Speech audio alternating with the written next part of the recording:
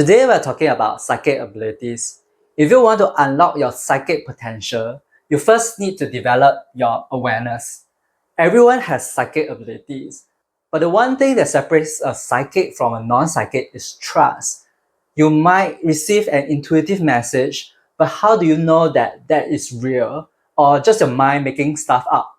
The good news is you can actually learn to trust your intuitive impulses by keeping a psychic journal.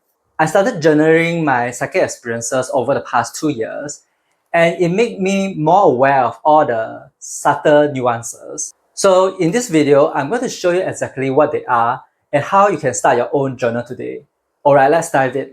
The first step to awaken your psychic abilities is actually learning to separate the signal from the noise. Most people can't trust their intuition for one simple reason. They can't distinguish it from the constant chatter of their own mind. Their mental noise is so loud that it drowns out their intuitive signal. Imagine you're speaking to someone on the phone and you're trying to listen to what they're saying, but other people in the room are partying and dancing to loud music. You won't be able to hear the other person on the line. So before you can tune into your psychic abilities, we must first get crystal clear on how the egoic mind sounds and feels like, and how is it different from intuition. This is the foundation for everything.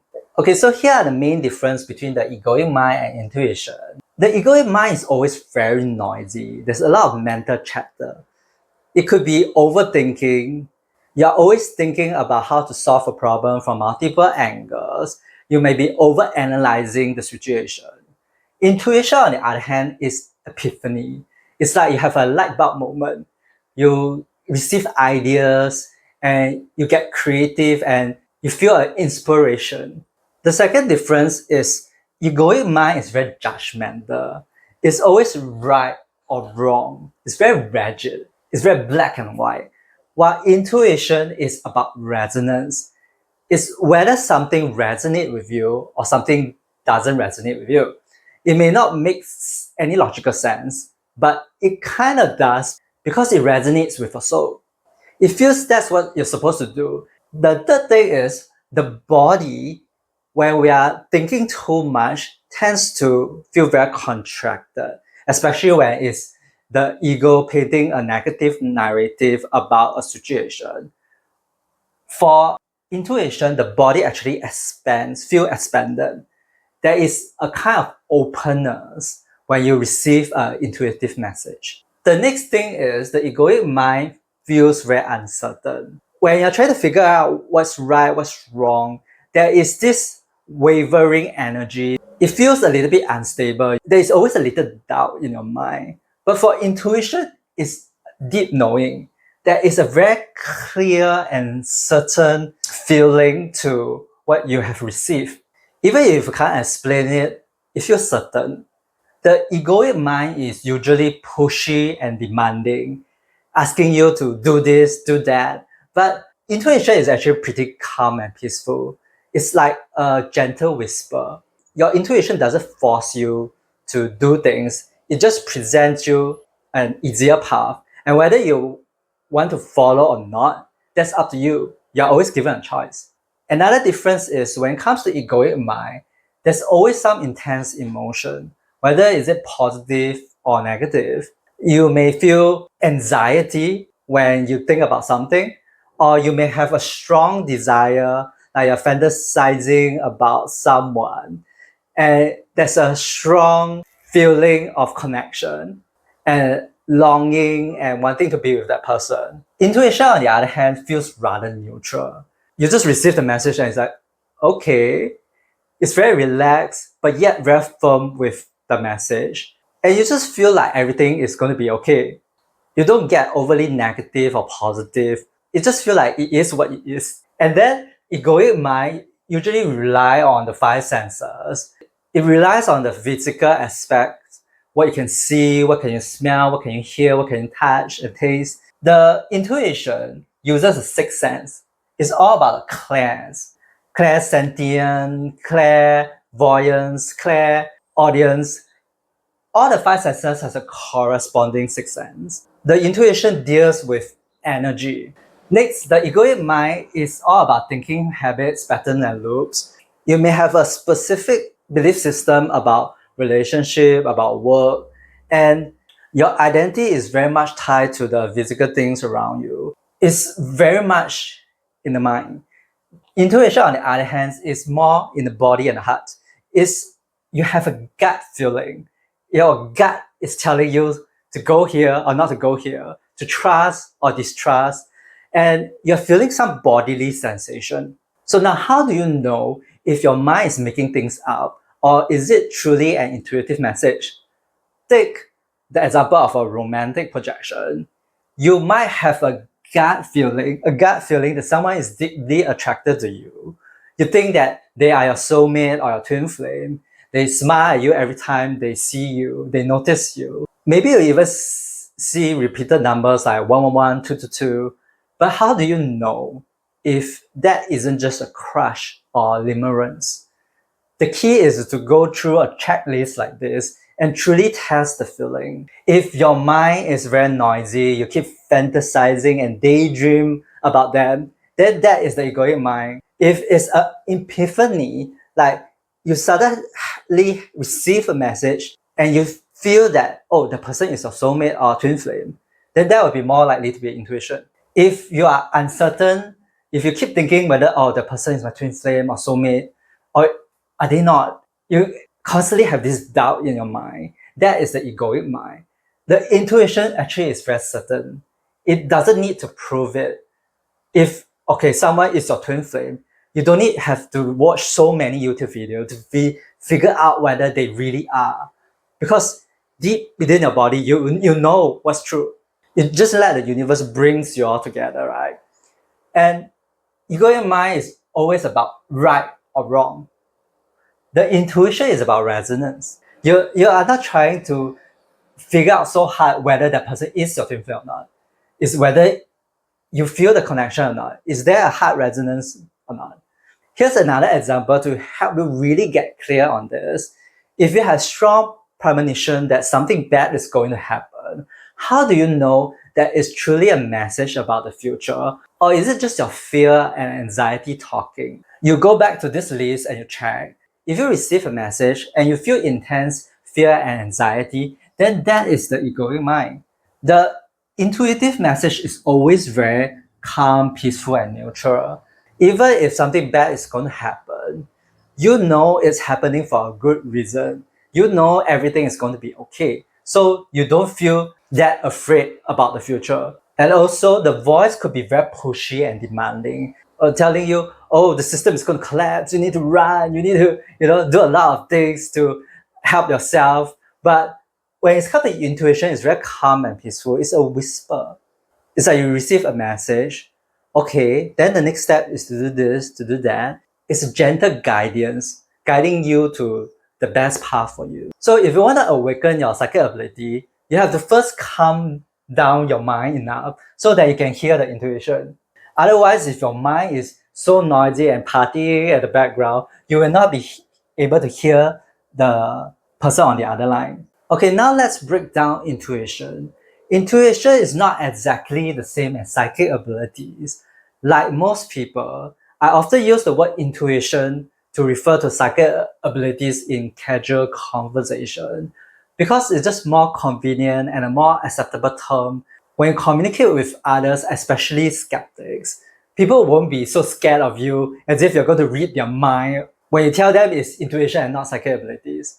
But the main difference is the source of information. You will get what I mean as I explain further. So in my psychic journal, I classified my intuition in 3 buckets: SC, TC, and HP. Whenever I have a psychic experience, whether I know for sure it is or not, I'll just jot them down first, and then I'll put these acronyms beside it. This way I could refer to it later and review if my intuitive impulses are correct or not. This is because if you don't jot down your intuitive messages, I can be sure you'll forget it later. It happens to me all the time. So jot it down first, and this gives you evidence and proof that your psychic abilities are working, which is a great energy booster. Also, when you jot down the subtle differences, it helps you to get better at recognizing the subtle little details and develop a sensitivity towards your psychic abilities. So the first category, SC, refers to your subconscious. Your mind has the ability to understand something immediately without the need for conscious reasoning. During your waking hour, you pick up all the little information with your five senses and you store them in your brain. Your subconscious gathers all this information and pieces it together to come up with a conclusion. It's like baking a cake. You mix all the ingredients and put it in the oven, and the oven does its magic. You don't have to do anything anymore, and ta-da, you have a cake. And this is what I call intuition. It's different from the other two, which are more psychic abilities. I'll get to them later. The intuition is a cognitive function where your brains recognize patterns from all your stored memories and experiences. This intuition is the same kind of intuition people talk about in MBTI or 16 Myers-Briggs personality types. If you are an intuitive type like me, who is an INFJ, you have a natural preference to use your intuition. The N represents intuition. You prefer to use your sixth sense as opposed to your five senses. Our subconscious mind is a very powerful tool. However, this type of intuition has a lot to do with your psychology, your mental aspect of you.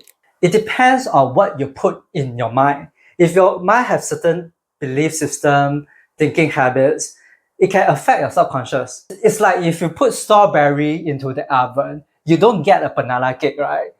That's why it's important to continue to work on the limiting beliefs you might have in your mind and then drop them. Sometimes you wouldn't have enough information for your subconscious to draw a conclusion. Recently, I was watching this murder mystery comedy called Only Murders in the Building. Even though I have a gut feeling of who the murderer could be, there just wasn't enough information to draw a conclusion.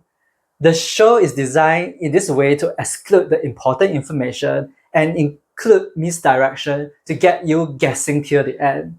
So the subconscious, no matter how powerful it is, will not be able to draw a conclusion from all the information it gathers. Even though the subconscious can be a little bit subjective, it is very useful in terms of finding things that resonate with your authentic self. I left the animation industry just after a few months because I knew I wouldn't be happy in this industry in the long term. My subconscious mind has taken all the past experiences with different jobs and tasks I had and come to a conclusion of what I like and dislike. It took all the information of the job and what I hear about others in the animation industry, and it compares what I like with the job information and see whether that's a match or not. I don't need to work a few more years to know whether it fits me or not, because my subconscious has already done all the work for me. Same goes with relationship and places. Some people and places just feel off to you. It might not be anything wrong with them. It's just a subconscious saying, I know what resonates with you and what doesn't. They are not for you because they don't resonate with you. The next category, TC, refers to the telepathic connection. If the SC is more personal, then the TC is more interpersonal. You are reading the energy of the other person. And it's not as if you can read exactly what the other person is thinking. You're just reading the vibe and the energy someone is giving off. For example, once my colleague and I were deciding where to have lunch, I suggested a place, but from their vibe, I knew they didn't want to eat there. And I just told them, okay, never mind, let's go to the place you suggested previously. I don't know exactly what thoughts they had in their mind, but I can read their energy. And I know they have some resistance to my suggestion. Even though I split psychic abilities into three buckets here, we often use one or more intuitive skills to get the full picture. Once I was in a men's group, and I knew immediately that the facilitator was feeling sad. Part of it was subconscious. I read his body language, the facial expression, the tone of his voice, and compare to my knowledge and the memories I had of him from past meetings. So I knew something was off. Even his face was half shaven. It's neither bushy or cleanly shaved, which he usually was. So it's very obvious to me. But on top of that, It's a telepathic connection, right? I read his energy. The moment I met him, I felt that he had a low vibe. We are actually more connected with each other energetically than we realize. When you don't have the information for your subconscious to process, you actually develop stronger psychic abilities. For example, I was at a train station heading to a men's group. A man I didn't know was walking a couple of meters ahead of me. And I received this knowing that we were heading to the same venue. That venue was at least 30 minutes away from where we were. When we entered the train platform, we headed in different direction, but I ended up seeing him in the men's group. I got this a lot from random strangers. I would suddenly have an intuitive download that, hey, we are going to the same venue, and it always turns out right. This is telepathic connection. This is a great psychic ability to know what other people's intentions are. If someone is saying one thing, but actually feeling another when they're speaking to you, then you know. Whether they are malicious or not, it helps you to get more information about the other person. For example, it can save you years of being in a relationship with someone unfaithful. Or you may have a sudden powerful urge to call an old friend, only to find out that they were going through a crisis or had just been thinking about you at the same exact moment. But the key to developing your psychic abilities is you need to jot down your impulses first and check if they are correct or not. I asked my friend, the facilitator, are you feeling sad? And he said, how do you know? I don't just assume that I know. Having this little proof will help you gain confidence of your psychic abilities. The next category, HP, perhaps is the most powerful one. It represents the higher plane of assistance. This is where the medium and psychic exist. The insight is not generated from their own personal experiences or the people around them. It's received by tapping into a universal library of knowledge and wisdom. It's not personal, interpersonal, it's spiritual. It could be from your higher self, spirit guides, angels, your loved one that has passed on, the divine, or other higher dimension in the spiritual realm. This insight feels like a download, like someone just dropped you some wisdom into your consciousness. You don't always get to choose what you receive, but usually they are rather surprising and don't make any logical sense at all. They give you more details of what you can never figure out with your conscious mind. Once I was practicing psychometry with a group of people online. Basically, psychometry is reading an object's history by touching it. But since we are online, the owner of the object held the object in her hands without showing us what it is. And she started using telepathy to send us the image of what she was holding. But I started receiving images of the moon, the trees, and the wood. It didn't make any sense to me. She can't be holding onto the moon or wood, right? But it actually did. It does make sense. That lady said her husband proposed to her in the forest at night. And we are like, whoa, where did I get the information from? This is an example of a download from the spiritual realm. The spiritual plane talks to you in signs and symbols. They can be repeated numbers, words that suddenly caught your attention, an image that you feel drawn to, or something someone said to you. And they are speaking to you more often than you think. If you're not observant and open enough to them, you will miss them or dismiss and ignore them. Once, a couple of my relatives had a conflict, and they sat opposite of me on the train with one stranger in the middle of them. And the man has a slogan on his t-shirt that says, "Why so serious?" It's kind of funny how the universe speaks to you. They often have a great sense of humor. And if you jot them down and see how they play out later, you'll be amazed how accurate they are. I play what I call a psychic tag game with my family many times now. Basically, I'm supposed to find them with my intuition without knowing exactly where they are. And from my experience, if I were to choose one of the three psychic abilities to listen to, I would definitely choose HP, the higher plane of assistance, because it's the most accurate. Just recently, they were around in this shopping area in Singapore. I knew that after lunch, they will move from building A to building B because that's what they always do after having lunch. I was using my intuition, I was using my subconscious to collect all the information based on past experience, so I was confident. But when I went to this particular shop where my family often frequent, I knew they weren't there, and I just knew it. My subconscious told me that they love the shop, but my HP has this clear knowing that they weren't there. I received this message: even if you search, you won't find it.